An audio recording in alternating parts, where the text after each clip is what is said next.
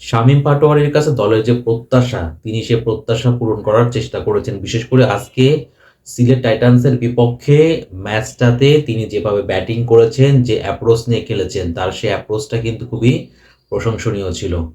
তার মতো একজন ব্যাটারের কাছ থেকে সমর্থকরা এরকম খেলায় দেখতে চায়। যদিও আসলে শামীম পাটোয়ারির ওই ঝড়ো ইনিংসটা শেষ পর্যন্ত বৃথা গেছে, কেননা তার দল তারা ঢাকা ক্যাপিটালস সিলেট টাইটান্সের কাছে শেষ পর্যন্ত 6 রানে হেরেছে।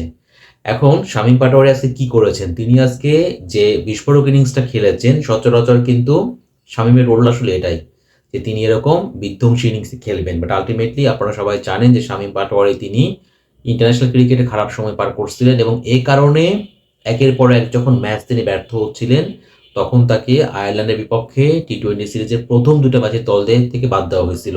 এবং এটা নিয়ে লিটন দাস টি-20 ক্যাপ্টেন, তিনি প্রধান নির্বাচক গাজী আশরাফের সঙ্গে দ্বন্দ্বে জড়িয়েছিলেন। শেষ পর্যন্ত সেই শামীম পাটোয়ারিকে দ্বিতীয় ম্যাচের দলে ফেরানো হয়েছিল।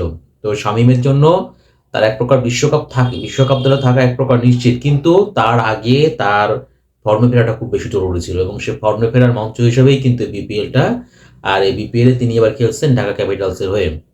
আজকে সিলেট টাইটান্সের বিপক্ষে ম্যাচে আসলে যদি আমরা বলে থাকি যে ঢাকা ক্যাপিটালস তাদের টার্গেট ছিল 174 রান, তো রান তাড়া করতে গিয়ে ঢাকা ক্যাপিটালসের টপ অর্ডার এবং মিডল অর্ডার যেভাবে আজকে ভেঙে পড়েছে, তাতে এই ম্যাচটা ঢাকা ক্যাপিটালসের হারটা এক প্রকার নিশ্চিত ছিল। কিন্তু সেই জায়গা থেকে বলতে হবে শামীম পাটোয়ারি যেভাবে জোরো ব্যাটিংটা করেছেন, তার ব্যাটিংয়ের কারণেই কিন্তু রীতিমতো অসম্ভবকে সম্ভব করার খুব কাছে পৌঁছে গিয়েছিল ঢাকা ক্যাপিটালস।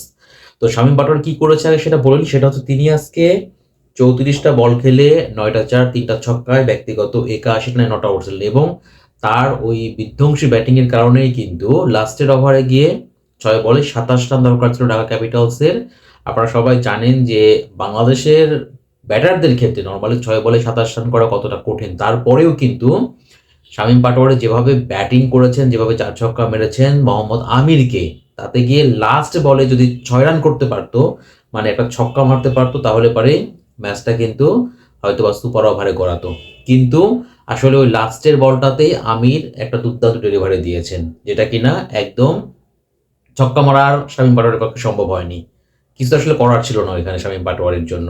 তো আজকে শামীমের ব্যাটিং অ্যাপ্রোচটা খুবই ভালো ছিল, তিনি দুর্দান্ত ব্যাটিং করেছেন। তার কাছে দলের যে প্রত্যাশা, সমর্থকরা যে খেলাটা দেখতে চায়, তেমনটাই কিন্তু শামীম ব্যাটিং করেছেন। যদি সে এই ফ্লোটা ধরে রাখতে পারেন, তাহলে পারে এমনিতে শামীম বিশ্বকাপ দলে থাকাটা এক প্রকার নিশ্চিত।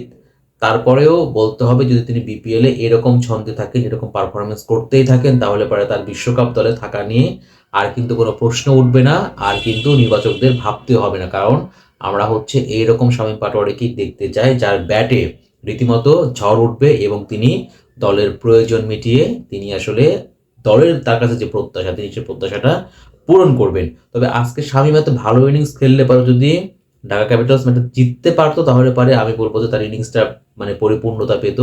বাট আলটিমেটলি দল না জিতলেও শামীমের ব্যাটিং অ্যাপ্রোচটা, শামীমের খেলার ধরন এবং তিনি যেভাবে 4 ছক্কাগুলো মেরেছেন প্রতিপক্ষ দলের বোলারকে, সবকিছু মিলিয়ে শামীমকে নিয়ে মানে শামীম তিনি কিন্তু অবশ্যই আজকে ক্রিকেট সমর্থকদের মন জিতে নিয়েছেন।